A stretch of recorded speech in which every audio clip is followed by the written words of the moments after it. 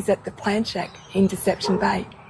So Peter, many years ago I bought my little evergreen frangipani, and I came in and I said, Peter, I want something that's going to flower for a long period over summer. Yep.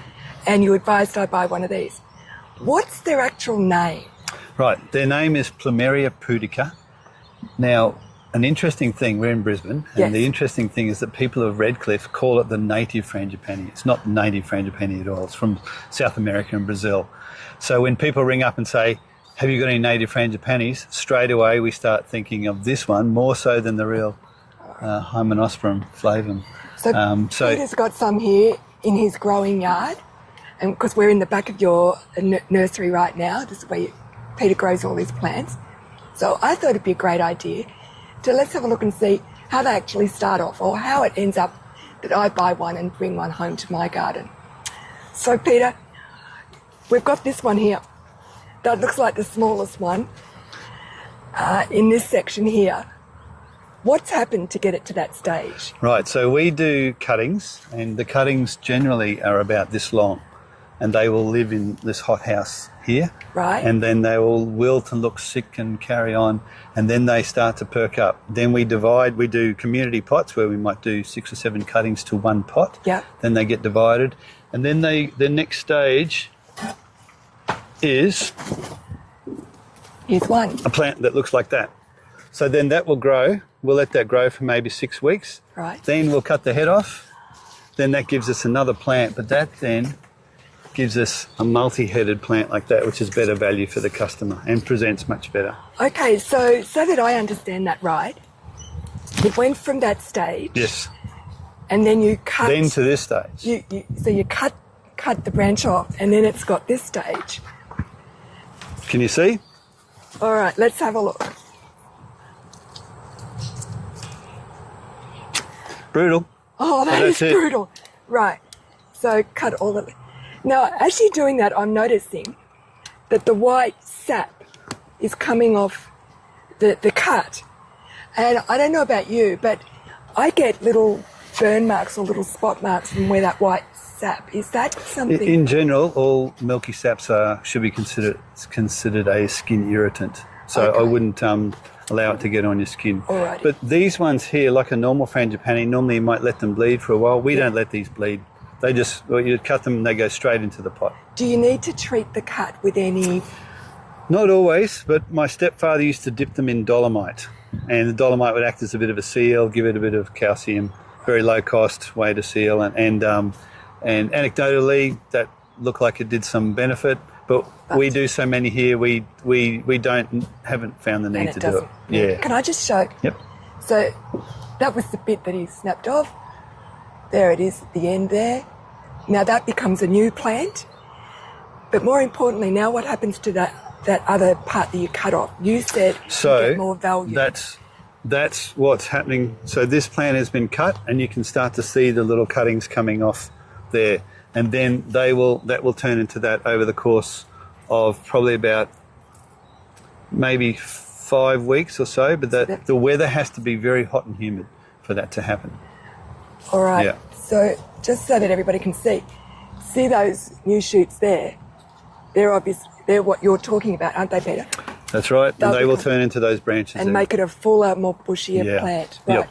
You mentioned humidity or warmer conditions. We're in Brisbane, and it's our summer. It's been hot. What about people, say, in Melbourne or cooler climates? Can they grow these? It would depend on their microclimate. So their particular house. I'm not very familiar with southern gardens. I'm an expert in my locality. Yeah. Yeah. But down south, I would think it would depend on their actual home, where they've got a nice brick wall that warms up during the day to radiate heat at night. Oh, that makes sense. That type of thing. Maybe a north wall. Yeah, might make it worthwhile. Yeah. Protected, but it would be a trial for different parts of the land. Now, when I bought mine, it was important for me to buy something that was evergreen, because here in this area we've got so many frangipanis that are not and lose their leaves. I had it in my mind that it would keep all its leaves, Yeah, But the truth is... Yes, so they're not technically called evergreen frangipanis. What they do, different to another frangipani, which may have sort of proliferated that belief is that they're evergreen, is they hold on to their leaves right through summer, right through winter. Then they do a leaf change around August. Do you find that with yours? Well, what I'm finding now is some of the leaves are starting to go brown and drop off. Right. So this could be frangipani rust. Right. They are the normal frangipanis get a whole lot of orange pustules on the back of the leaf. Yes. This one gets the same rust, which developed. They remained rust free for many years, and then all of a sudden the rust, a different form of rust, started attacking it. Now he's scaring me because I don't want the rust on my plant. So you may have a little bit. So with this one, yes, it only takes a couple pustules to cause the leaf to prematurely drop off. That's those little brown dots on the black. If you flip that leaf over, you'll see orange pustules there. And unfortunately, they defoliate a little bit quicker than the frangipanis with only just a couple. It's not a big deal though. They can handle it. You can suppress it with copper, or if you're really serious, there's a product called Tombstone Duo, which is a fungicide you can get online. And that's what the professionals use, and that's what we use here. Very good at suppressing rust. To prevent that from happening. Well, there you've heard it from one Peter. 1 mil per litre. So they're called Everlasting Love Frangipani, not the evergreen. And they used to be called the hammerhead frangipani because they had this funny leaf like that. I actually like the shape of the leaf. Yeah. It looks really interesting when it's blowing in the wind from a distance. It stands out from the other plants in the garden. That might be something you might want to try in your garden. The other thing I wanted to talk about is, while we've got this one here, it's the beautiful, and it's pure white. It's just the most stunning flower with the yellow centre. Can you tell us about the flower head? What I've noticed is all the flowers don't open at the same time. Is that usual? Yeah, that would be right. Yeah, so you can even see it here. The buds are opening at different times. Yeah. So the idea is to have as many branches as possible like that, so you have as many flowers happening over the course of the period. So the flowering period, they start growing in late October, which is when, if you've got a big one, that's when you might cut it back. Right. To encourage these branches. Yes. And then the flowers come January to April. So in our region, that is really throughout summer and the first couple of months of autumn. That's right. For us here. Yeah. And I have to show you a mistake though. Yes. On this label, on the front, this is a new label.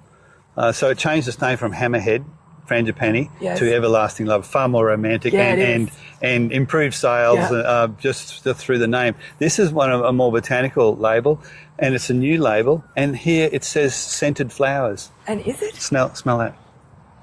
No. There's no scent at all. There isn't. So if you see that in your nursery, ignore that. Right. So it's not correct. Labels. Yeah.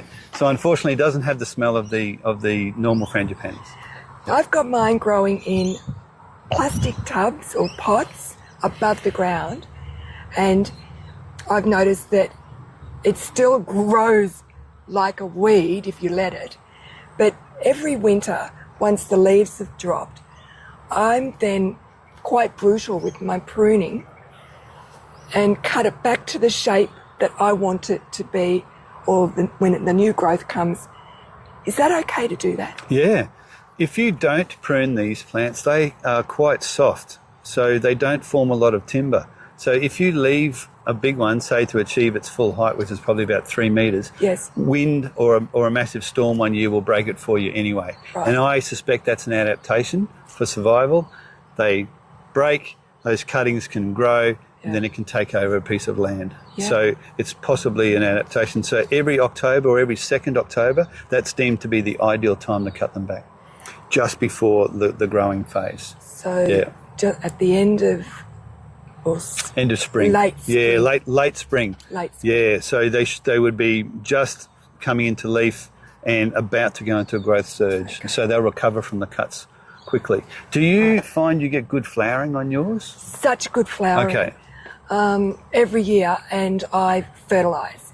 Right. Yeah, feeding is really important, but some people don't always get good flowering. And there is a pest in our region, which I haven't been able to get a glimpse of. Yes. And this pest sucks at the new growth here, and these are very prone to it. And if you've got it at home and it's not flowering and you've got black, gnarly ends, this pest is attacking your plant. And so what would we do? There's a spray called Conguard. It's one of the neonicotinoid sprays, which is harmful to bees, but very effective on non-bee attractive plants. Right. And you spray the stem, and you'll get pretty well a month's coverage from it.